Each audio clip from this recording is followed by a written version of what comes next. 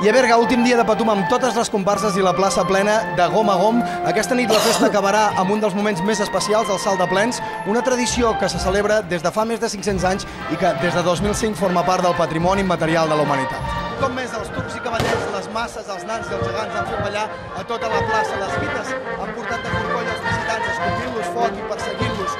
L'àliga, amb la seva majestuositat, ha silenciat tota la plaça. Tot plegat amenitzat amb la música tradicional interpretada per l'orquestra de la ciutat en una plaça plena de gom a gom amb 6.000 persones. Aquesta nit es viurà un dels moments més especials amb el Salt de Plens, en què 150 diables amb 900 fuets de Patum convertiran aquesta plaça en un infern. D'aquesta manera es donarà per acabada la Patum d'enguany, una festa amb més de 500 anys d'història i que des de 2005 forma part del patrimoni immaterial de la humanitat.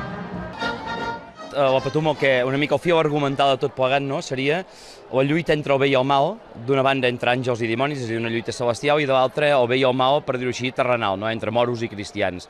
Aquesta és una interpretació que es dona a finals del segle XIX, doncs, amb tot el moviment romàntic, però que és ben bé la identificació que ha arribat fins als nostres dies i és el que la gent pot veure.